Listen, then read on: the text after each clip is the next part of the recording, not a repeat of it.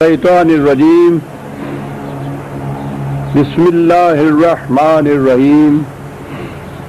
عزیزان من، آج جون 1982 کی 25 تاریخ ہے اور درس قرآن کریم کا آغاز سورہ قاف کی آیت 9 سے شروع ہو رہا ہے، 50/9۔ سابقہ درس میں دو باتیں سامنے آئی تھیں اور دونوں ہی بڑی انقلاب آفرین ہیں۔ حقیقت یہ ہے کہ ہم نے چونکہ قرآن پہ غور و تدبر تو چھوڑ دیا ہے، اس لیے ہمیں معلوم ہی نہیں، ہمیں احساس ہی نہیں اس کا کر کے اس نے دنیا انسانیت میں کتنے انقلاب آفرین اقدامات کیے ہیں، کیسے کیسے نظریات دیے ہیں جو واقعی ایک انقلاب برپا کرنے والی چیز ہے۔ پہلی چیز اعتراض ہوا تھا ان کی طرف سے کہ یہ کیا بات ہے کہ یہ شخص جو نبوت کا یا رسالت کا دعوت کرتا ہے اور ہمارے جیسا ایک انسان ہے۔ کہا کہ یہ ٹھیک ہے، انا بشر مثلکم، میں تمہارے جیسا انسان ہوں، اور بار بار اس کو کہا گیا۔ کبھی غور نہیں کیا ہم نے کہ یہ بہت بڑی انقلابی چیز ہے۔ اس سے پہلے اور آج بھی جہاں بھی مذہب کا اثر ہے، انبیاء کرام کا سلسلہ تو خیر ختم ہو گیا، ان کے بعد بھی جن لوگوں کو ہم سمجھتے ہیں کہ روحانیت میں ان کے کچھ مقامات ہیں، انہیں اپنے جیسا انسان نہیں سمجھتے، وہ بھی کچھ الگ تھلگ سے ہوتے ہیں۔ ان سے ایسی چیزیں سرزد ہوتی ہیں کہ جو انہی سے مختص ہوتی ہیں، کرامات ہوتی ہیں، ایسے خصائص ہوتے ہیں ان کے جو عام دوسرے انسانوں کے نہیں ہوتے۔ یہ شخصیت پرستی ہے، یہ چلی آ رہی تھی شخصیت پرستی شروع سے۔ انسان کا شعور ابھی عہد جاہلیت میں تھا تو اس زمانے میں اس نے یہ شخصیت پرستی رائج کی اور چلی آ رہی تھی، اور قرآن نے آ کے ہمیشہ کے لیے اسے ختم کر دیا۔ نبی اکرم صلی اللہ علیہ وسلم کے متعلق تو بار بار یہ کہا کہ یہ ٹھیک ہے، وہی تو خدا کی طرف سے آتی ہے جس میں اس کے اپنے کسب و ہنر کا کوئی دخل نہیں ہے، وہ ایک وہبی چیز ہے، نازل ہوتی ہے خدا کی طرف سے، یہ محبت وحی ہے۔ اور اس کے بعد یہ تمہارے جیسا ایک انسان ہے، بہت عظیم اعلان ہے یہ حضور کے متعلق یہ چیز، اور اس کے بعد نبوت کا خاتمہ، نبی تو اس کے بعد ہو نہیں سکتا، اور آخری نبی جو ہے اس کے متعلق بار بار یہ بات کہ یہ تمہارے جیسا ایک انسان ہے۔ اپنے جیسے انسان کی پرستش نہیں ہوتی، شخصیت پرستی ہوتی ہے جہاں کسی انسان کو دوسرے انسانوں سے مختص، الگ الگ، فوق البشر تسلیم کیا جائے، وہاں شخصیت پرستی ہوتی ہے۔ شخصیت پرستی کا خاتمہ کر دیا قرآن نے، اور یہ بہت بڑا انقلاب ہے۔ ساری دنیا اس میں جکڑے چلی آ رہی تھی، آج بھی جکڑی ہوئی ہے، ہم خود ان سے آگے آگے ہیں باقیوں سے جن کے ہاں یہ انقلاب برپا ہوا تھا۔ تو پہلی چیز تو یہ تھی۔ دوسری چیز جس پہ تعجب والی بات ان کو ہو رہی تھی وہ یہ کہ یہ کہہ رہا ہے کہ یہ زندگی موت کے ساتھ ختم نہیں ہو جاتی، مرنے کے بعد بھی زندگی ہے، حیات آخرت جسے ہم کہتے ہیں۔ اصل یہ ہے کہ دین کا سارا ماحصل جسے تت کڈیا ہے کہنے نے پنجابی جی، وہ حیات آخرت پہ ایمان ہے۔ یہ یوں ہی ایک نظری چیز نہیں ہے۔ عزیزان من، معاف رکھیے، ہمیں تو معلوم ہی نہیں کہ ایمان ہوتا کیا ہے، وہ کرتا کیا ہے، انقلاب کیا برپا کرتا ہے انسان کے اندر، زندگی کس طرح سے بدل دیتا ہے۔ اس لیے ہمیں یہ معلوم نہیں کہ حیات آخرت اس کا مفہوم کیا ہے، یہ کرتا کیا ہے انسان کے اندر۔ حیات آخرت کی ایک چیز تو یہ فلسفیانہ طور پر یا آج کل کے دور میں جو زیادہ سے زیادہ سائیکالوجی آگے بڑھی ہے، سائیکولوجیکل یا فزیکل بھی صحیح دلائل اس قسم کے آ جائیں کہ مرنے کے بعد واقعی زندگی مل سکتی ہے، یہ محض فلسفیانہ یا طبیعیانہ دلائل ہوں گے اس کے کہ یہ زندگی اس سے مل جاتی ہے۔ اس کا یہ اتنا ہی فائدہ ہوگا کہ ایک مسلمہ جو ہمارا ہے اس کے حق میں ہمیں علمی دنیا سے غیر مسلموں کی طرف سے بھی دلائل مل جائیں گے۔ ہم محتاج نہیں ہیں ان دلائل کے، ہمارا تو اس کے بغیر بھی ایمان ہے، ایمان کو تقویت پہنچ جاتی ہے، دوسروں سے بات کرنے کے لیے ہمیں گنجائش نکل آتی ہے کہ یہ دلائل میسر آ جائے۔ قرآن کا مقصد یہ نہیں تھا کہ یہ دلائل تمہیں میسر آ جائیں اور فلسفیانہ سطح کے اوپر تم دوسروں کے ساتھ بحث کر سکو کہ ہاں صاحب دیکھ لیجئے ہم نے ثابت کر دیا کہ مرنے کے بعد زندگی ہے، بات یہ نہیں ہے۔ وہ حیات آخرت کو ایک بڑا انقلابی اقدام کہتا ہے۔ اس کے نزدیک تو یہ ہے کہ یہ انسان کا کوئی کام جو اس دنیا میں وہ کرتا ہے، حتیٰ کہ اس کا ارادہ، اس کی خواہشات، اس کے تصورات تک بھی اپنا نتیجہ پیدا کرتے ہیں، اچھا نتیجہ، برا نتیجہ، اور وہ نتیجہ اسے بھگتنا پڑتا ہے، اس سے مفر نہیں ہے، وہ بھاگ نہیں سکتا۔ اب بھاگنے کے لیے تو یہاں بڑا آسان تھا کہ موت آئی، انہوں نے کہا کہ مرنے کے بعد تو کسی پہ کوئی قانون ہی لاگو نہیں ہوتا۔ یہ قانون جو ہمارے ہاں ہیں ان میں یہ ایک شک ہوتی ہے کہ موت کے بعد کوئی قانون لاگو نہیں ہوتا۔ انہوں نے کہا کہ مر گیا انسان، معاملہ اس کا ختم ہو گیا۔ لیکن جسے کہا گیا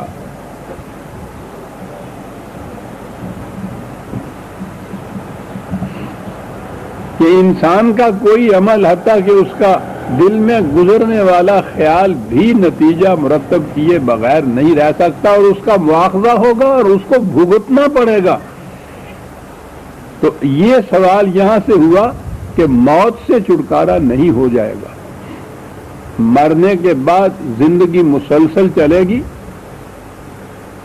اور یہ تمام اعمال انسانی جو ہے، یہ جو انسان کے اندر ایک شے ہے جسے وہ انسانی نفس یا ذات کہتا ہے، وہ جسم کے مرنے سے مر نہیں جاتی، وہی ہے جو حقیقت میں تمام اعمال انسانی کی محرکات ہوتی ہے، وہی فیصلے کرتی ہے، اسی سے مواخذہ ہوتا ہے۔ جسے میں کہتے ہیں وہ میں بھگتتا ہے، ہاتھ میرا چوری کرتا ہے تو ہاتھ کو سزا نہیں ملتی، مجھے ملتی ہے، کیونکہ میں نے چوری وہ کی تھی۔ بہرحال یہ بات تو میں نے عرض کیا تھا کہ لمبی ہے، ہوتی رہے گی، انسانی ذات پہ جب بحث آئے گی تو یہ آگے چلتی ہے اور انسان کے ہر عمل کا نتیجہ سامنے آتا ہے۔ حیات بالآخرت جسے آپ کہتے ہیں، قرآن نے اس کا تقاضا ہر غیر مسلم سے کیا ہے، حتیٰ کہ یہود و نصارہ تک سے بھی کیا ہے، اور وہ تو مانتے ہیں حیات بالآخرت۔ اور اصل یہ ہے کہ دنیا میں بدھ مت جیسے مذہب کے سوا جو نہیلزم جن کے ہاں ہے کہ فنا ہی ہے ان کے ہاں، یعنی زندگی کا خاتمہ فنا سے ہے ان کے ہاں، معراج انسانیت ان کے ہاں فنا ہو جانا ہے۔ باقی تمام مذاہب کسی نہ کسی شکل کی مرنے کے بعد کی زندگی کو مانتے ہیں۔ وہ جب مانتے ہیں تو پھر قرآن نے ان سے تقاضا کیوں کیا؟ بات یہ دوسری طرف چلی جائے گی، وہ تو ان سے خدا پر ایمان لانے کا بھی مطالبہ کرتا ہے، حالانکہ یہ اہل مذاہب جو ہیں وہ تو خدا کو تو مانتے ہی، لیکن ماننا اور ماننا فرق ہے۔ پھر میں یہ عرض کر دوں اپنے متعلق کہ ہم اس فرق کو بھی نہیں پہچان سکتے ہم نے کبھی سمجھا ہی نہیں ہے کہ ہم جو کہتے ہیں اللہ پر ہمارا ایمان ہے تو اس کے معنی کیا ہے، کبھی کھڑے ہو کے سوچا ہی نہیں ہے۔ لیکن بہرحال قرآن کریم ان سے بھی مطالبہ کرتا ہے ایمان لانے کا، اور کئی دفعہ میں یہ عرض کر چکا ہوں کہ قرآن کریم مسلمانوں سے بھی مطالبہ کرتا ہے ایمان لانے کا، اللہ پر، اس کی کتاب پر، اس کے رسول پر اور آخرت پر، مسلمانوں سے۔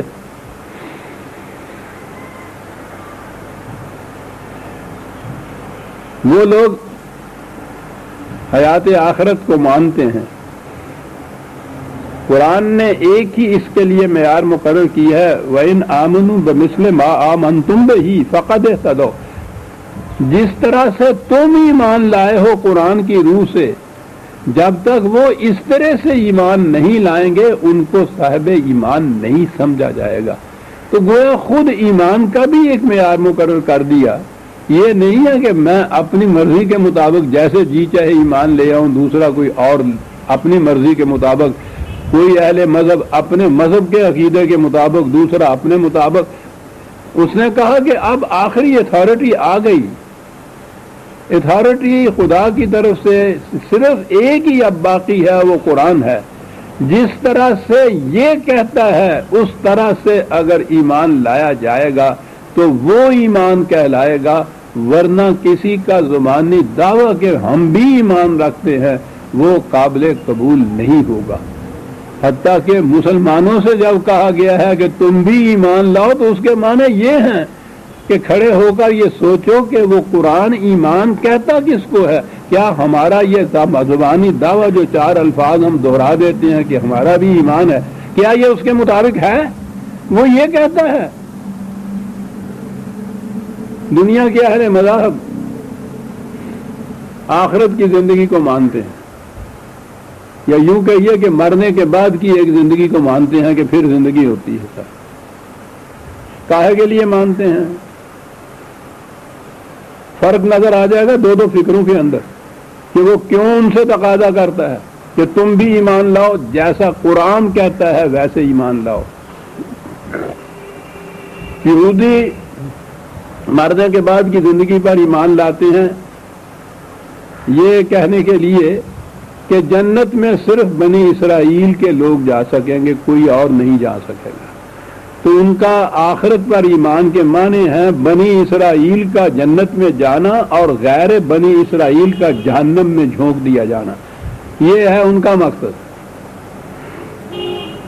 قرآن یک قلم اس کی نفی کرتا ہے کہ یہاں نسل کا سوال نہیں، قوم کا سوال نہیں ہے۔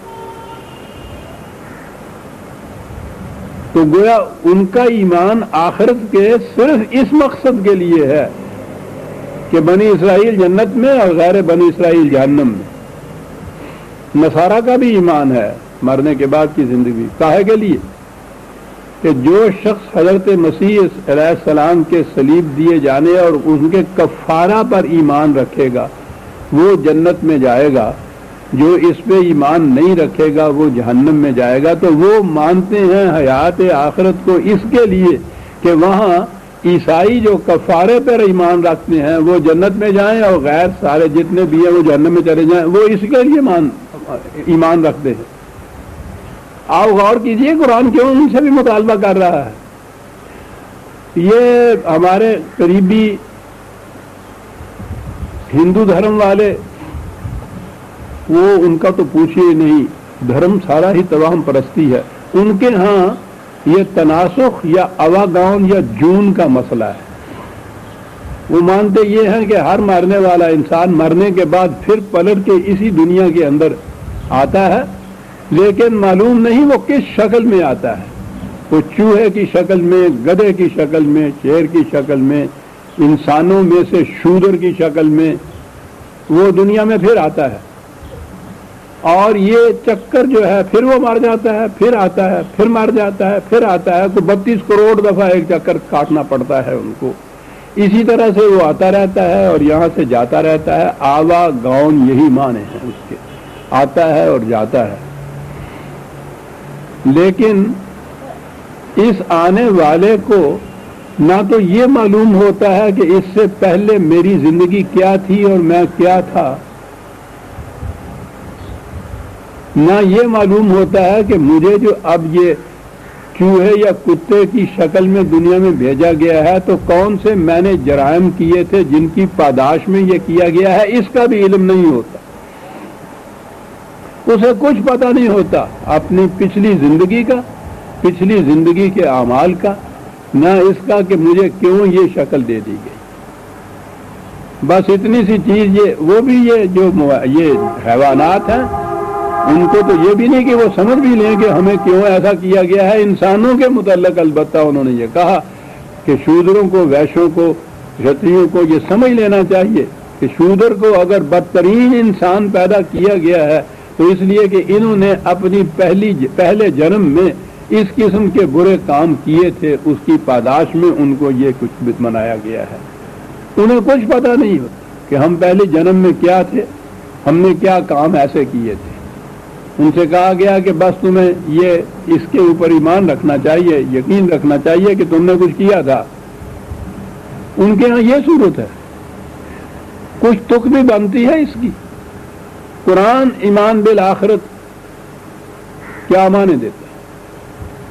وہ کہتا یہ ہے کہ یہ زندگی مسلسل چلتی ہے اور انسان اس زندگی میں جو کچھ کرتا ہے اور اس کے ان کاموں کا نتیجہ اس دنیا کے اندر ایسے مواقع نہیں آتے کہ وہ بھگتے رہ جاتے ہیں، وہ اس کا مواخذہ وہاں ہوگا، اور ایسے نہیں ہوگا کہ اس کو کچھ علم ہی نہ ہو، اس کو خود معلوم ہوگا کہ میری پہلی زندگی کیا تھی، میں اس میں کیا تھا، میں نے کیا کیا تھا، جس کے خلاف کیا تھا وہ بھی موجود ہوگا، اس کا بھی اسے علم ہوگا، وہ ماحول موجود ہوگا، وہ گواہ ہوں گے اس کے۔ اور جو میں اکثر کہا کرتا ہوں کہ اس سے بڑا جہنم عزیزان من اور کیا ہوگا کہ مثلا میں آپ کے سامنے بڑا معتبر بنا بیٹھا ہوں، قرآن کا درس دیتا ہوں، ویسے بھی یہ عام ایک بناوٹ کے لحاظ سے ہی صحیح، منافقت کے لحاظ سے بڑا نیک بنا ہوا ہوں، متقی پرہیزگار، اندر کی میری زندگی بالکل اس کے خلاف منافقت کی زندگی ہے۔ جس دوست سے کہتا ہوں کہ میں تو تمہارا ہمیشہ کے لیے بہی خواہ ہوں، دل میں کہتا ہوں کہ میرا بس چلے تو اس کو خنجر گھونپ دوں، یہ وہاں ہوں گے، اور یہ جو میرے دل میں ان کے متعلق خیالات گزر رہے ہوں گے وہ سامنے آئیں گے، ان کے سامنے میرا کیا حشر ہوگا آپ سوچئے تو صحیح، اس سے بڑا جہنم اور کیا ہو سکتا ہے۔ ایک ایک ان میں سے کہے گا کیوں ساری زندگی تم نے ہمارے ساتھ اس منافقت میں بسر کی، بدترین دشمن ہمارے منہ کے اوپر ہمارے ساتھ اس قدر ہمدردانہ دوستانہ تعلقات رکھنے والے، امانتیں خیانت کی ہوئی جن کا کسی کو علم نہیں ہے، وعدے جھٹلائے ہوئے جن کا کسی کو علم نہیں ہے، ہم سمجھتے ہیں اطمینان سے کہ کسی کو علم تو ہے ہی نہیں، بس ٹھیک ہے، یہ سب کچھ، یہ ساری چیزیں سامنے آئیں گی، مکر نہیں سکے گا، خود اعتراف کرے گا کہ یہ ٹھیک ہے کہ میں نے دل میں اس کے خلاف یہی سوچا، میں نے یہی تدبیریں کی تھی اور وہ کامیاب نہیں ہوئی تھی، وہ ساری تدبیریں خود اعتراف کرے گا، وہاں وہ موجود ہوں گے، یہ ہے وہ، اور اس کے بعد اس کے مطابق نتائج بھگتنے پڑیں گے۔ یہ ہے حیات آخرت۔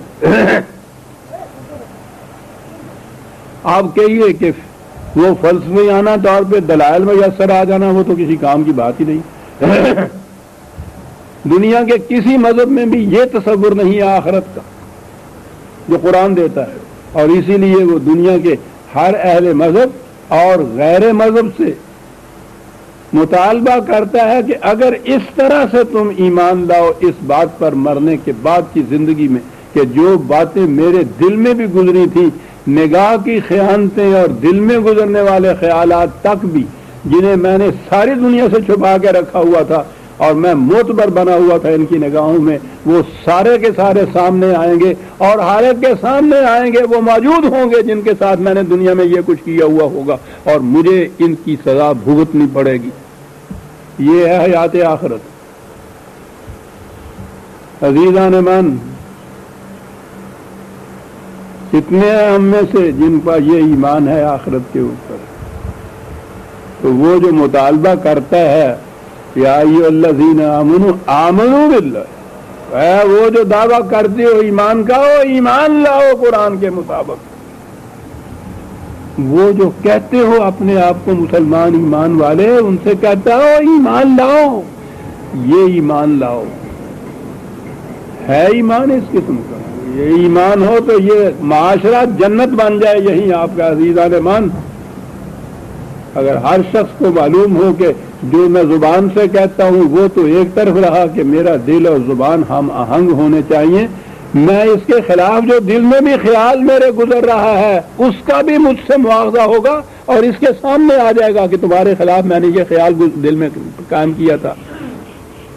یعنی یہی چیز کوئی چھوٹی بات نہیں عزیزان من۔ کسی کے منہ کے سامنے جھوٹا پڑ جانا، یہاں اس زندگی میں بھی آپ دیکھ لیجئے کس قدر ندامت ہوتی ہے اس کی، اور یہ چیز علم نشرہ سامنے آئے گی، کوئی مکر نہیں سکے گا، خود اعتراف کیا جائے گا۔ اعمال نامہ تمہاری گردن میں اس وقت لپٹا ہوا ہے، وہاں کھل جائے گا، تم سے کہا جائے گا کہ اس کو خود پڑھو، پڑھنے کے بعد کہا جائے گا کہ خود حساب کرو کہ اب تمہارے ساتھ کیا کیا جائے۔ یہ ہے ایمان بالآخرت۔ تو اب یہ سمجھے کہ یہ لوگ، یعنی قرآن کریم نے اللہ اور آخرت وہ دو ستون گنائے ہیں حقیقت میں ایمان کے، اور بار بار تاکید کی ہے تمام دنیا کے انسانوں سے، خواہ وہ اہل مذہب ہوں یا نہ ماننے والے ہوں، کہ ایمان بالآخرت جو ہے یہ ہے دین کا استحکام حقیقت میں۔ یہ جتنا کچھ ہم کر رہے ہیں، اسلامائزیشن، اسلامیانہ، اسلامی قوانین، اسلامی تعزیرات، یہ ساری چیزیں عزیزان من یہ کوئی نتیجہ نہیں برآمد کر سکتی تا وقت ہے کہ یہ ایمان بالآخرت نہ پہلے پیدا کیا جائے دلوں کے اندر، اور پھر تو ضرورت ہی نہیں رہتی نہ کسی ہتھکڑی والے کی اور نہ کسی پھانسی والے کی۔ وہ تو انسان خود اپنے اندر ایسا پھانسی محسوس کرتا ہے کہ پوچھو نہیں اس کی کیفیت کیا ہو جاتی ہے۔ وہ جو میں نے کہا تھا کہ وہ بچی خیمے کے اندر رات کی تنہائیوں میں بھی ماں کے کہنے پہ دودھ میں پانی نہیں ڈالتی تھی کہ نہیں اماں، خلیفہ نے کہا تھا کہ یہ خدا کا حکم ہے، اور کہا تھا کہ خدا دیکھتا ہے۔ اس وقت اگر خلیفہ نہیں بھی دیکھ رہا تو کوئی بات نہیں، خدا دیکھتا ہے۔ ہم جو یہ کہتے ہیں کہ اس پہلے صدر اول کے اندر صاحب ضرورت ہی پیش نہیں آئی، حضرت عمر رضی اللہ تعالیٰ عنہ کو حضرت ابوبکر صدیق نے مجسٹریٹ مقرر کر دیا، سال کے بعد انہوں نے کہا کہ بابا کاہے کو مقرر کر دیا، سال بھر میں کوئی مقدمہ ہی نہیں آیا تو میں کاہے کو بیٹھا ہوا ہوں یہاں، آئے گا کیوں مقدمہ؟ ان کا ایمان تھا اس چیز کے اوپر عزیزان من، پھر ان عدالتوں میں مقدمے کاہے کے لیے جائیں گے؟ کون جرت کرے گا اس کے بعد؟ کچھ پاگل ہی ہوگا تو پھر کچھ ایسی صورت ہوگی۔ یہ ہے وہ انقلاب جو ذہنی اور قلبی قرآن پیدا کرنا چاہتا ہے۔ یہ ہے وہ لوگ جو اسلامی معاشرہ قائم کرتے ہیں۔ قائم کیا کرتے ہیں؟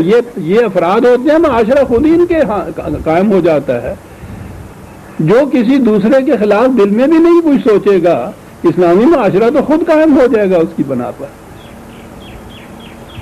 جو شخص ہر ملنے والے سے کہتا ہے کہ السلام علیکم، میں تمہارے لیے سلامتی چاہتا ہوں، اور زبان سے نہیں کہتا، صرف زبان سے نہیں کہتا، دل سے کہتا ہے کہ تمہارے لیے ہر طرح کی سلامتی چاہتا ہوں، ہر ملنے والے سے، واقف ناواقف کسے باشد، اس معاشرے کا ہر فرد جو ہے اس سے وہ یہ کہتا ہے، اور وہ بھی جواب میں کہتا ہے کہ وعلیکم السلام، میں بھی تمہارے لیے سلامتی چاہتا ہوں صاحب۔ تو اندازہ لگائیے کہ جس معاشرے میں ہر ملنے والا دوسرے ملنے والے سے، اور وہ اس سے یہ ایسی چیزیں تو زبانی نہیں کہہ رہا، دل کی گہرائیوں سے ایمان کے درجے پہ یہ بات کہہ رہا ہے، اور سمجھ رہا ہے کہ اس کا مواخذہ مجھ سے ہوگا جو میں کہہ رہا ہوں۔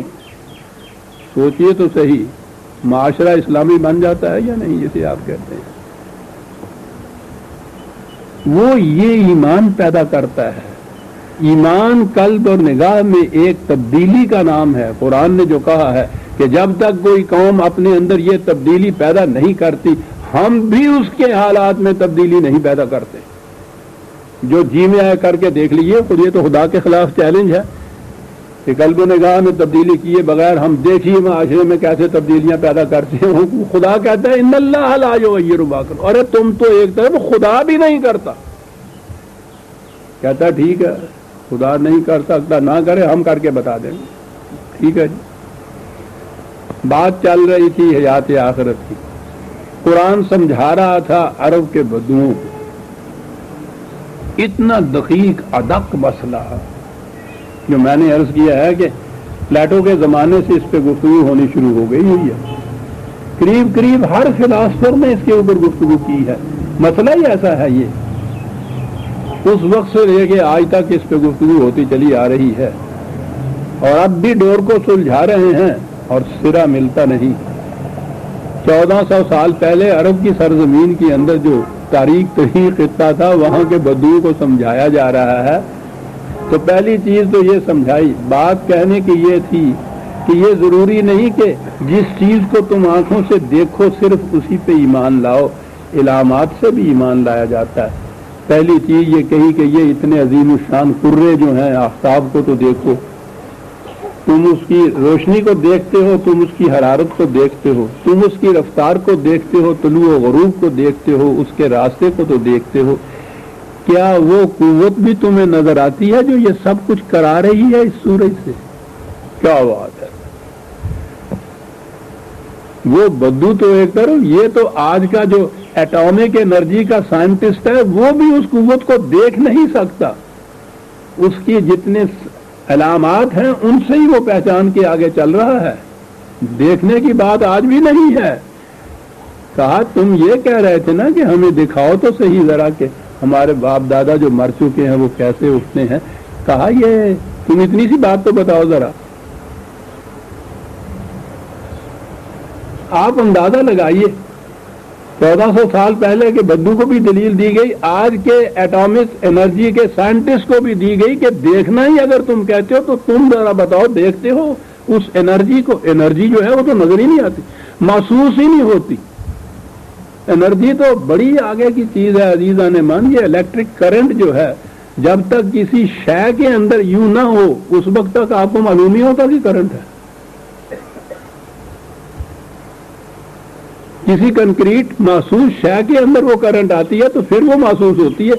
اس سے الگ ہٹ کے کرنٹ الگ اس سے محسوس نہیں ہوتی, دکھائی نہیں دیتی. قرآن نے کہا کہ تمہاری یہ دعویٰ کہ ہم آنکھوں سے دیکھیں گے تو پھر مانیں گے, ان چیزوں کو تو ذرا بتاؤ دیکھ کے ذرا. اگلی بات یہ تھی کہ واقعی زندگی پیدا ہوتی ہے, اس کے بعد جب ایک چیز جو ہے ہم دیکھتے ہیں, انہوں نے کہا کہ زمین میں وہ گل سڑ جاتی ہے. اگلی بات اب آ گئی ہے ہم وَنَزَّلْنَا مِنَ السَّمَاءِ مَاءً مُبَارَكًا. کیا بات ہے, مبارکاً فَأَنبَتْنَا بِهِ جَنَّاتٍ وَحَبَّ الْحَصِيدِ وَالنَّخْلَ بَاسِقَاتٍ لَهَا طَلْعٌ نَضِيدٌ رِزْقًا لِلْعِبَادِ. اور یہ اگلے 2-4 لفظ ہیں جن میں بات ہوئی. وَأَحْيَيْنَا بِهِ بَلْدَةً مَيْتًا كَذَلِكَ الْخُرُوجُ. ہاں بات تو خروج کی ہو رہی تھی نا کہ وہ زندگی. کہا یہ دانا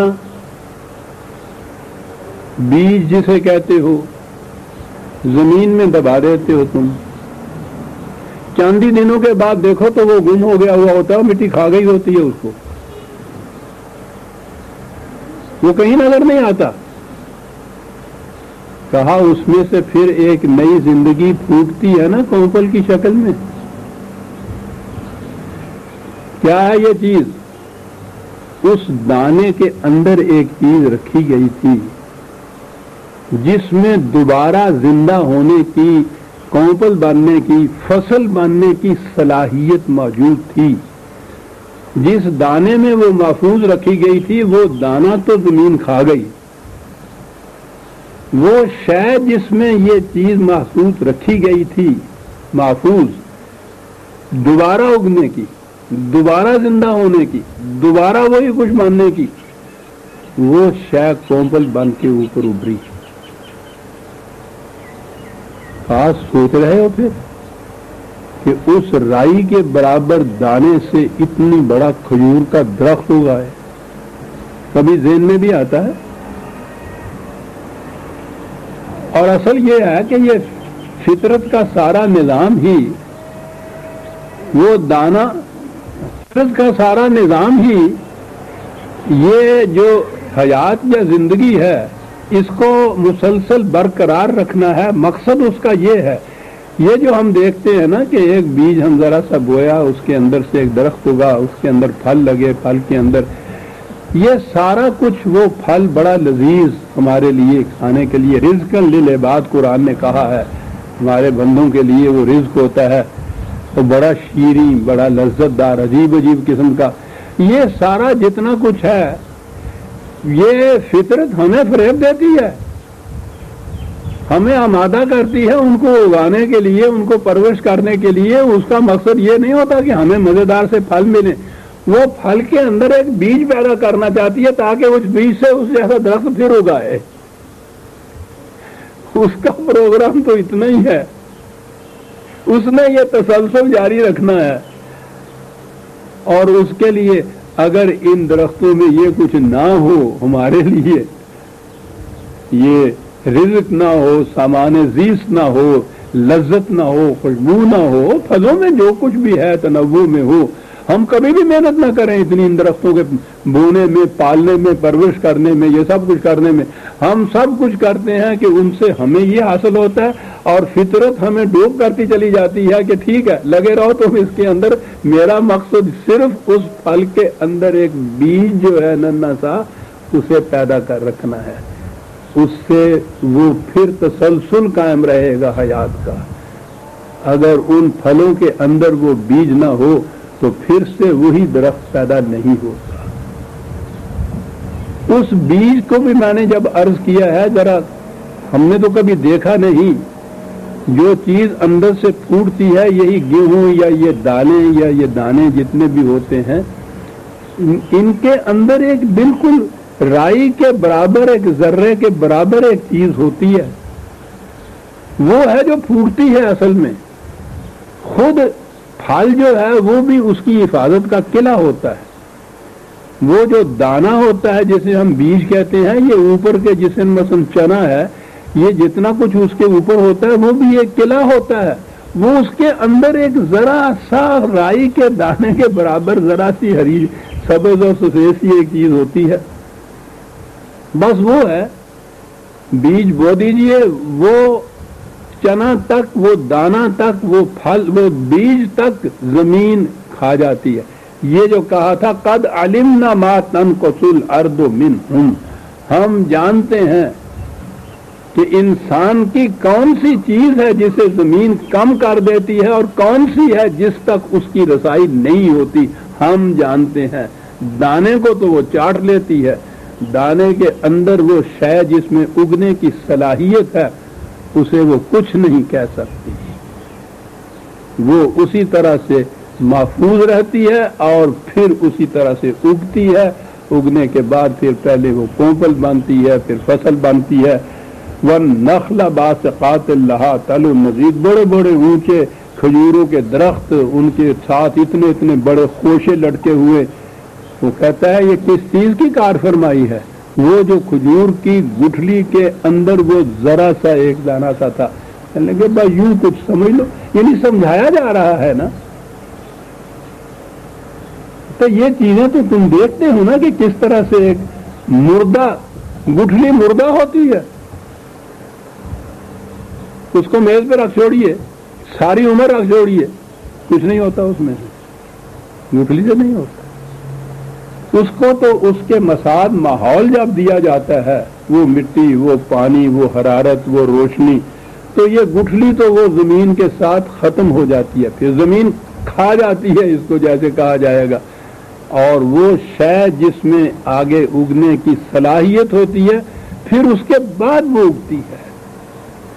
یعنی آپ اندازہ لگائیے کہ ان مثالوں سے 1400 سال پہلے کے بدو کو سمجھایا جاتا ہے کہ اس جسم انسانی میں جو تمہیں بالکل طبی پیکر نظر آتا ہے، جو واقعی جس وقت تم دفن کرتے ہو تو کچھ دنوں کے بعد دیکھتے ہو کہ وہ زمین میں وہ زمین کھا جاتی ہے اس کو، اس کے اندر ایک شے ہے، جس طرح سے دانے کے اندر ایک چیز تمہیں نظر آتی ہے نا کہ وہ پھر سے بہت طویل القامت کھجور کا درخت بنتا ہے اور فصلیں بنتی ہیں اور پھل بنتے ہیں، رزقا للعباد وَأَحْيَيْنَا بِهِ بَلْدَةً مَيْتًا۔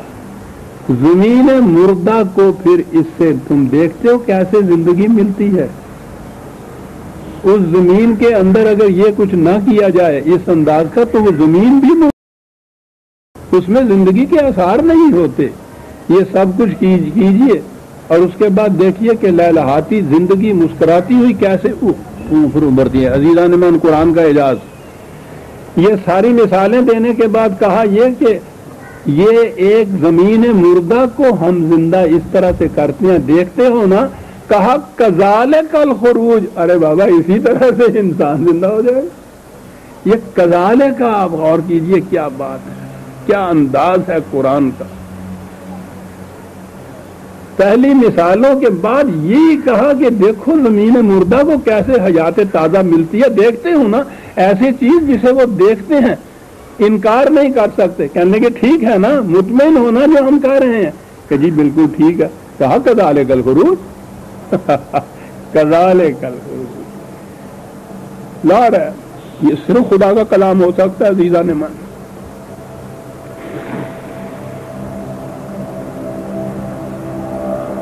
خاکھا گردیدام مہر بتاں گردیدام بسیار خوباں دیدام اما تو چیزیں دیگری، بہت کچھ پڑھا عزیزان من، ساری عمر گزر گئی اس کے اندر، افلاطون سے لے کے آج کے آئنسٹائن تک چھوڑا کسی کو نہیں۔ میں عقیدے کی بنا پہ نہیں کہتا، علی وجہ البصیرت کہتا ہوں کہ یقیناً یہ چیز جو ہے یہ کسی انسان کا قول نہیں۔ آپ بھی ذرا تھوڑی سی عربی پڑھ لیجیے تو قرآن سمجھ میں آ جاتا ہے، یہ کوئی مشکل زبان نہیں ہے، اس کی بڑی آسان زبان ہے، اور پھر آپ کو بھی لذت ملے گی۔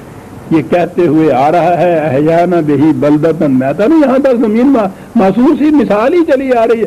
کذالک الخروج، یہی بات پوچھتے تھے نا تم۔ کہا کہ اتنی بین چیز، لیکن انسان کی مفاد پرستیاں وہ اس طرف اسے آنے نہیں دیتی کہ وہ چیز جو دل میں بھی خیانت کا خیال گزرے گا اس کا بھی مواخذہ ہوگا، اور وہ پھر سامنے ہوگا جس کے خلاف میں نے یہ خیانت کا خیال کیا تھا۔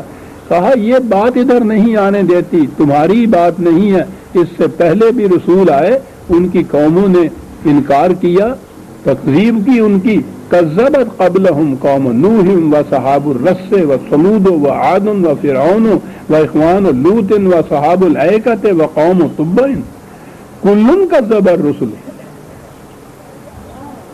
یہ تمام اقوام سابقہ اسی مسئلے کے اوپر انہوں نے تکذیب کی تھی۔ بات یہ تھی جو کہنے کی تھی کہ تمہارے ہر عمل کا نتیجہ آئے گا، تمہیں بھگتنا پڑے گا۔ انسان اسے ماننے کو تیار نہیں ہوتا، خود فریبی میں مبتلا رہنا چاہتا ہے، یوں کہہ لیجئے، جی نہیں چاہتا ماننے کے لیے کہ پکڑا جاؤں گا۔ کہا یہ سارا کچھ انہوں نے کیا، تمام رسولوں کے ساتھ ہوا، اور پھر اس دنیا کے اندر بھی جو ان کا عشر ہوا، یہ جو ان کی اجڑی ہوئی بستیوں کے کھنڈرات کی اینٹیں ہیں، ان پہ جا کے پڑھو ان کی داستانیں، کیا کہہ رہی ہے تمہیں۔ بڑی بڑی قوت و شوکت کی مالک قومیں تھیں، آج دیکھو تو صحیح کہ ان کی داستانیں باقی رہ گئی، احادیث ان کی کہانیاں ان کی باقی رہ گئی، کچھ باقی نہیں رہا ان کا، اس لیے کہ غلط نظام تھا، اور غلط نظام بنیاد یہ تھی کہ یہ جو آخرت کا تصور قرآن دے رہا ہے اس پہ ایمان نہیں تھا صاحب۔ اب یہ جو تم کہتے ہو کہ خدا یہ ان مردہ کو پھر زندہ کر دے گا، دوبارہ پیدا کر دے گا، اگلی ایک اور دلیل اس کے لیے آ رہی ہے، افعینا بالخلق الاول بل ہم فی لبس من خلق جدید۔ تورات میں یہ ہے کہ خدا نے اس کائنات کو پیدا کیا تو 6 دن تو وہ پیدا کرتا رہا اس میں، اور چھٹے دن کے بعد وہ تھک گیا تو 7ویں دن وہ سو گیا آرام کرنے کے لیے، تھک گیا تھا۔ یہ سبت کا دن جو ان کے ہاں ہوتا ہے نا، 7th سیٹرڈے، یہ ہے نا جو ہولی ڈے کا دن ہے، اس کو ہولی ڈے کہتے اس لیے ہے، مقدس دن ہوتا ہے ان کے ہاں، کہ خدا بھی آرام کر رہا تھا تم بھی آرام کرو۔ یہودیوں نے اپنے ہاں ہفتے کو یہ رکھا، عیسائیوں کی اور یہودیوں کی تو کھٹ پھٹ پہلے دن سے چلی آ رہی ہے۔ یہ تو ان کی سیاست ہے نا جو امریکہ اور اسرائیل کا گٹھ جوڑ ہو رہا ہے، ورنہ یہودی اور عیسائی تو ایک دوسرے کو پوچھو نہیں کیسے بات، اٹ کو تیرا یار جنہوں کہنے، ساری تاریخ ان کی ایسی تھی تب، جو کچھ بھی یہودی کرتے تھے عیسائی ان کے خلاف کرتے تھے، وہ ختنہ کرتے تھے انہوں نے کہا ہم ختنہ نہیں کریں گے، وہ خنزیر کو حرام سمجھتے تھے یہ کہتے تھے ہم حلال سمجھیں گے، یعنی میں ان کے خلاف۔ وہ سیٹرڈے کو سبت مناتے تھے، انہوں نے کہا کہ ہم سنڈے کو سبت منائیں گے، ٹھیک۔ تصور یہ تھا کہ 6 دن کی تخلیق کے بعد خدا تھک گیا اور پھر وہ آرام کر کہہ رہے ہیں کہ کیا خیال ہے تمہارا کہ خدا اس خلق اول کے بعد پھر تھک گیا ہے جو پھر وہ اس جیسی خلق پیدا نہیں کر سکتا؟ کیا ہوا؟ پھر وہی بات قرآن کا اعجاز، پہلے کہا ہے خلق الاول، کوئی بھی لکھتا تو اس کے بعد جو دوسری تھی نا خلق ثانیہ اس کو کہتا، دوسری سیکنڈ کریشن جسے کہتے ہیں، the first creation then second, یہی کہا تھا، اس کو یہ دوسری یا سیکنڈ نہیں کہا، خلق جدید کہا ہے، یہ اسی قسم کی دوسری تخلیق نہیں بلکہ ایک اور ہی قسم کی تخلیق پیدا کر دینا۔ کیا بات ہے! اس تخلیق کو بھی پہلی تخلیق سے بالکل الگ، متفرق اور مختص کرنا، اسے خلق جدید کہنا، بالکل نئی کریشن۔ اور واقعی اس کے مرنے کے بعد کی اس تخلیق کا تو ہم تصور کر ہی نہیں سکتے، لیکن بہرحال موجودہ جو کچھ یہ محسوس ہے اس سے تو وہ ایک خلق جدید ہی ہے نا۔ تو یہ خلق جدید کہا ہے، وہ خلق جدید ہوگی۔ کہا کیا ہم پہلی تخلیق سے تھک گئے تھے؟ جو تم کہتے ہو کہ وہ ایک خلق جدید جو ہے ہمارے لیے ہم نہیں کر سکتے، تم شک میں پڑے ہوئے ہو کہ پتہ نہیں خدا میں اتنی طاقت باقی رہ گئی ہے یا نہیں کہ اٹھ کے اتنا کام کر سکے۔ کہا یہ سوچ رہے ہو تم، خدا کے متعلق بھی تم نے بہت غلط اندازہ لگایا ہے، وہ تھکتا نہیں، ایو قیوم نا تم ولا نوم بھی نہیں، نیند تو ایک طرف، اسے تو اونگ بھی نہیں آتی، زندہ ہے اور ہر ایک کو زندگی بخشتا، قیوم ہے بغیر سہارے کے، ہر ایک کو قیام ہونے کا سہارا دینے والا ہے۔ کہ انسان، بات یہی ہے نا جو ہم کہہ رہے ہیں کہ خیال تک پر بھی مواخذہ ہوگا، مشکل کیا ہے؟ وَلَقَدْ خَلَقْنَا الْإِنسَانَ وَنَعْلَمُ مَا تُوَسْوِسُ بِهِ نَفْسُهُ۔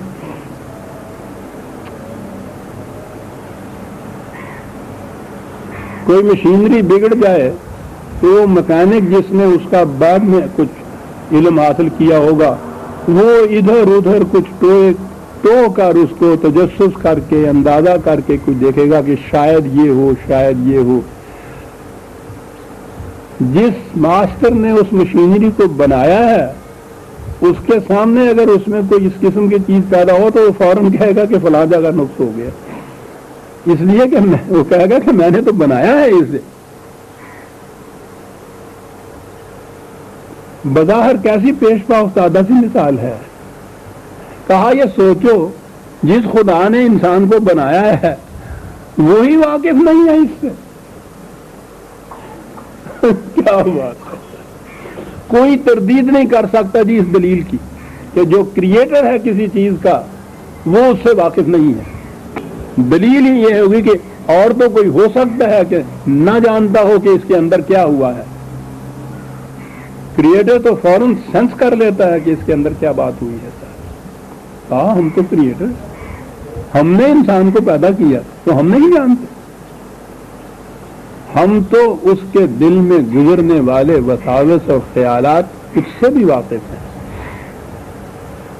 ہمیں تو ان کا بھی علم ہے۔ وَنَحْنُ أَقْرَبُ إِلَيْهِ مِنْ حَبْلِ الْوَرِيدِ، اور پھر یہ کریٹر کہیں دور نہیں گیا ہوا کہ موٹر کے اندر نقص تو واقع ہو کہیں گجرا والے کے قریب اور کریٹر بیٹھا ہو کراچی میں، تو وہاں سے بلائیے اس کو، پتہ نہیں کتنا وقت لگے، کہنے لگے وہ ہم تو اس کی رگے جان سے بھی زیادہ قریب بیٹھے ہوئے ہیں۔ یہ اور مسئلہ دوسری طرف چلا جائے گا۔ اللہ تعالیٰ کا یہ حبل ورید سے بھی قریب ہونا انسان زندگی کی شاہراہ جو ہے اس کے قریب کہا ہے۔ یہ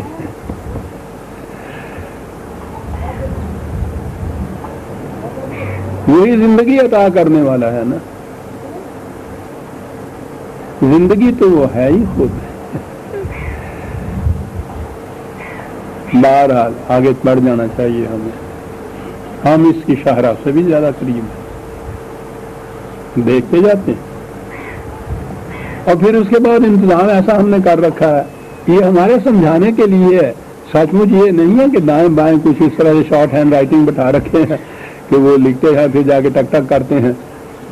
اِذْ يَتَلَقَّى الْمُتَلَقِّيَانِ عَنِ الْيَمِينِ وَعَنِ الشِّمَالِ قَعِيدٌ، اس کے دائیں بائیں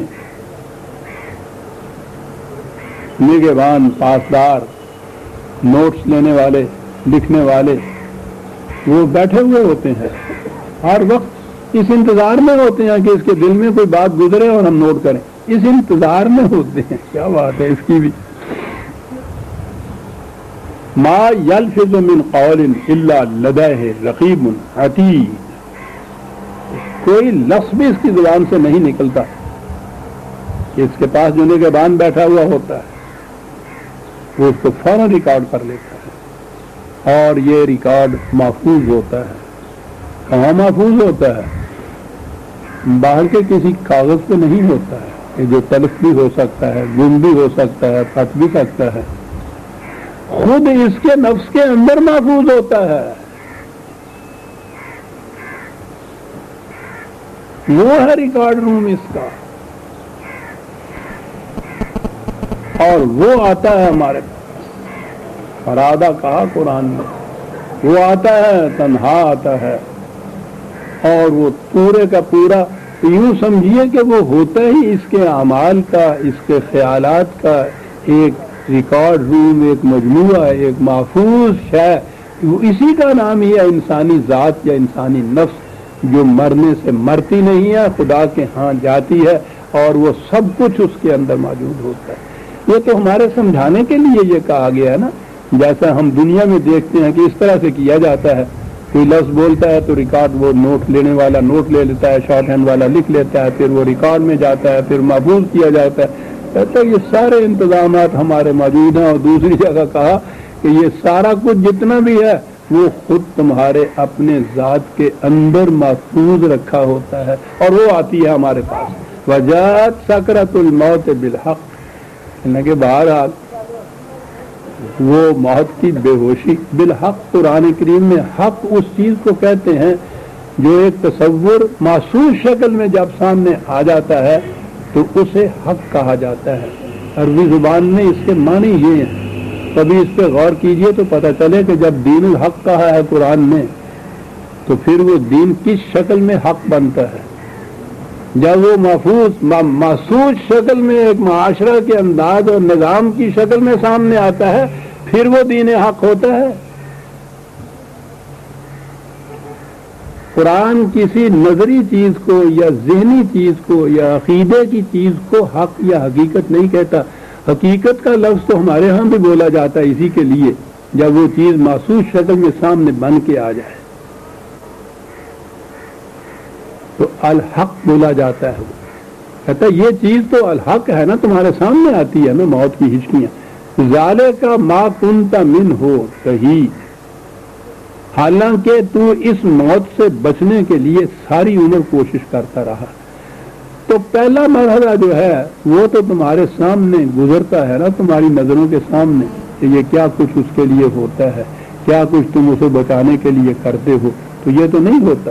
اور اس کے بعد میں نے کئی دفعہ یہ عرض کیا ہے کہ مرنے کے بعد کی زندگی کے متعلق قرآن نے جن تفاصیل کو بیان کیا ہے وہ اس کے آخری پاروں میں پوری تفصیل اور تشریح کے ساتھ آئے ہوئے ہیں، اور میں ملتوی کیے جاتا ہوں اس کو جہاں جہاں یہ چیزیں ضمناً آ رہی ہیں کہ جب ہم اس مقام پہ پہنچیں گے تو چونکہ موضوع ہی یہ ہوگا اس کا، اس لیے اس وقت ہم اس کی تشریح میں جائیں گے۔ اس سے پہلے پیس میل طریقے کے اوپر ٹکڑے ٹکڑے کر کے اگر اس کو سمجھیں گے تو بات سمجھ میں نہیں آئے گی۔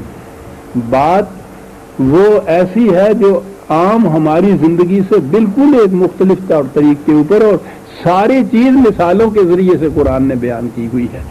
وَنُفِخَ فِي الصُّورِ ذَلِكَ یوم الوعید، کہتا یہ موت کی ہچکیوں تک تو تم نے دیکھ لیا، اس کے بعد مر گئے اور تم نے سمجھا معاملہ ختم ہو گیا، یہ بات نہیں ہے۔ اب یہی جو ہے میں نے عرض کیا ہے کہ اس وقت میں پھر یہ عرض کروں گا، نفخ فی الصور، سور پھونکا جائے گا۔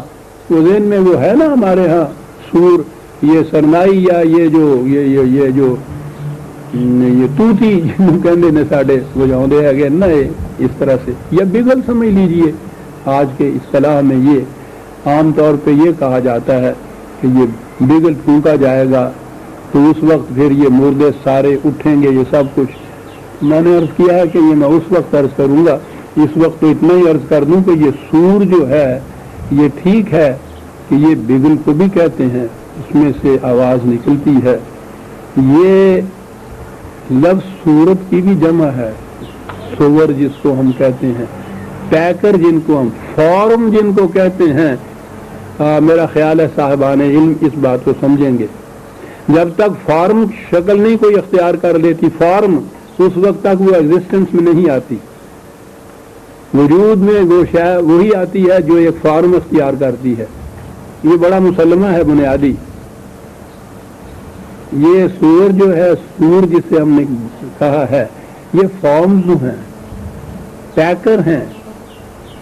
نفخہ کے معنی ہوتا ہے اس میں توانائی بھر دینا۔ کہا موت تک تو تم جانتے ہو، پھر دیکھتے ہو کہ مردہ ہوتا ہے، ہمارے لیے مشکل نہیں ہے کہ ہم پھر ان پیکروں میں اثر نو توانائی بھر دیں۔ کیا بات ہے، اس انداز میں بات کر جاتا ہے ذالک یوم الوعید، اور وہ ہے وہ دن جس کا ہم تم سے وعدہ کر رہے ہیں۔ مرنے تک تو تم جانتے ہو، وہ نہیں تم جانتے ہو کہ پھر ان پیکروں میں توانائی کیسے بھری جائے گی۔ وہ ہے یوم وعید جو ہوگا۔ اور پھر اس کے بعد قرآن کا انداز سمجھانے کا یہ ہے، وہ ایسے سمجھاتا ہے جیسے ایک عدالت ہو، وہاں جج بیٹھا ہوا ہو، یعنی اللہ تعالیٰ بارگاہ عدالت میں جیسے ایک میز کرسی ہوتی ہے، جج ہوتا ہے بیٹھا ہوا، ملزم لائے جاتے ہیں، ساتھ اس کے ایک سپاہی ہوتا ہے، اس میں ہتھکڑی میں جکڑا ہوا ہوتا ہے، پیچھے ایک نگران ہوتا ہے، 2-4 اس کے ساتھ گواہ ہوتے ہیں۔ سمجھانے کے لیے قرآن یہ نقشہ پیش کرتا ہے، بتانے کے لیے کہ ہم دھاندلی نہیں کرتے کہ کوئی آیا سامنے اور جس کو جی چاہا ہم نے کہا بھیج دو جنت میں کہا اس کو جنت میں بھیج دو، یعنی میں یہ سمجھانے کے لیے کہ ہمارے ہاں عدل کا پورا طریقہ برتا جاتا ہے، یہ باتیں کہی گئی ہیں۔ ورنہ بات تو اس نے یہ کہی ہے کہ تم خود اس کا اقرار کرو گے کہ ہاں صاحب میں نے یہ جرم کیا ہے، تو اس میں تو ضرورت ہی نہیں رہتی نہ کسی شاہد کی نہ گواہ کی۔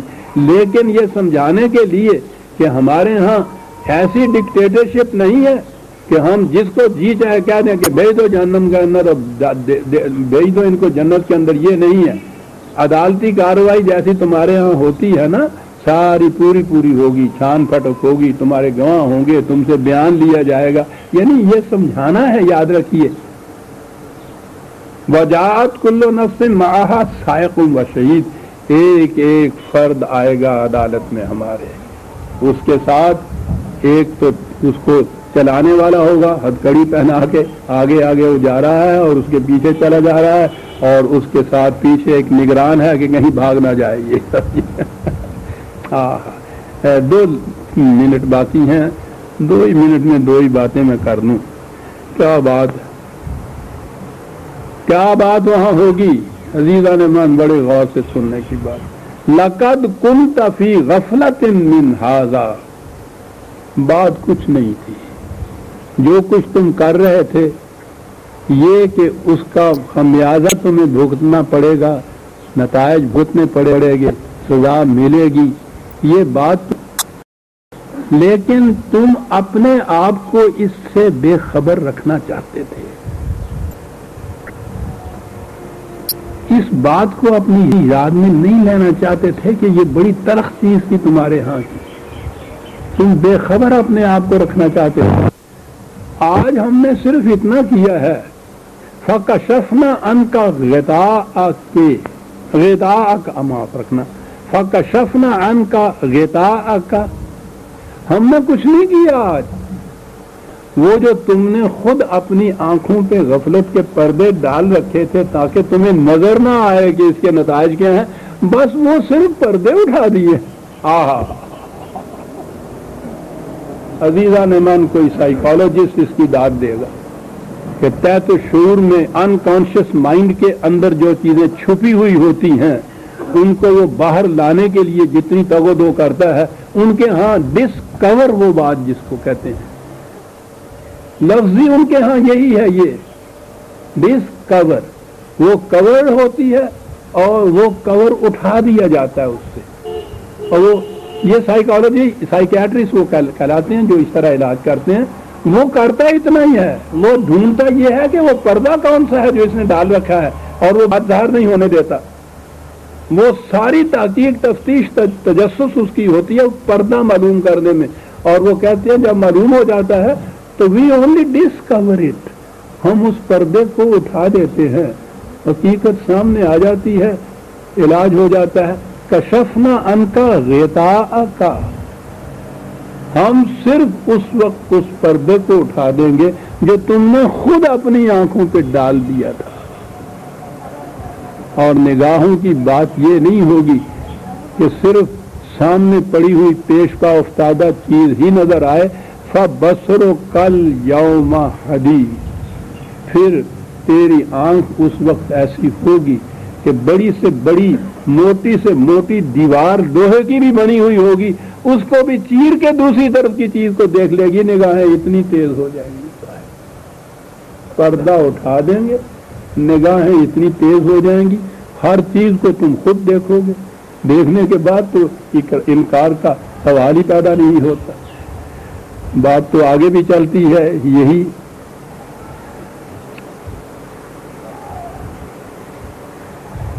وقت ہوگا.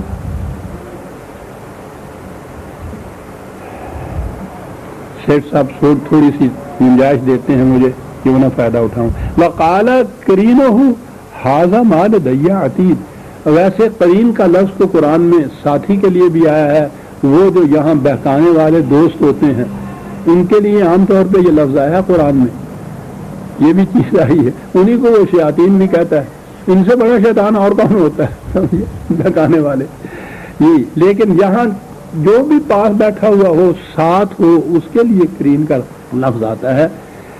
کہا یہ سارا کچھ تو یہ کچھ اس کو یوں دکھا دیا جائے گا اور وہ جو اس کے ساتھ ہوگا وہی اس کا نفس جو ریکارڈ ہے اس کا، وہ یہ کہے گا کہ یہ سارا کچھ جو ہے، اس سے کہے گا کہ یہ کچھ نیا نہیں ہے، یہ سارا ہی میرے پاس تیار رکھا ہے تمہارے خلاف. کیا ہوا؟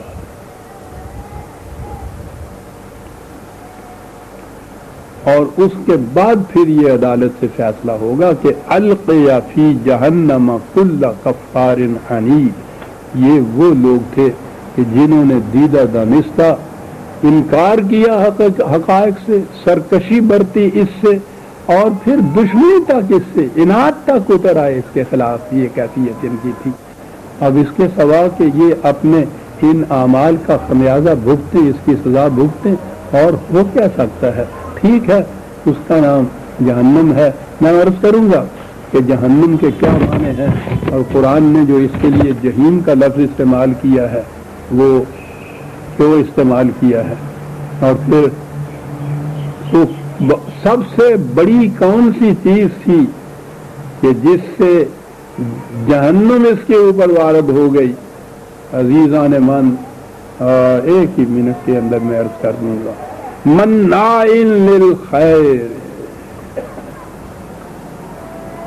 دولت کو سمیٹ کے اپنے لیے رکھتے تھے اور روک کے رکھتے تھے ان کی طرف سے جن کو اس کی ضرورت ہے، یہ ہیں جن کو کہا جائے گا کہ بھیج دو جہنم کے اندر، اور تفصیل آئندہ صحیح عزیزان نے سب سے بڑا جرم قرآن نے یہ قرار دیا، یمنعون الماعون، وہ رزق کے جسے بہتے پانی کی طرح ہر غریب کے گھر کے آگے سے گزرنا چاہیے، آوازیں دیتا ہوا کہ آؤ پیاسو بھر لو اپنے اپنے ڈور، یہ اپنے اپنی جگہ اس کو روک رکھتے ہیں کہ کوئی دوسرا اس سے پینے نہ پائے۔ کہا کہ اس سے بڑا جہنم کا مستحق اور کون ہو سکتا ہے صاحب؟ یہ ہے عزیزان من، وہ کیوں سنیں گے وہ یہ چیزیں قرآن کی؟ ربنا تقبل منا انک انت السمیع العلیم، سورہ قاف کی آیت 25 تک ہم آج آ گئے، 26 میں آئندہ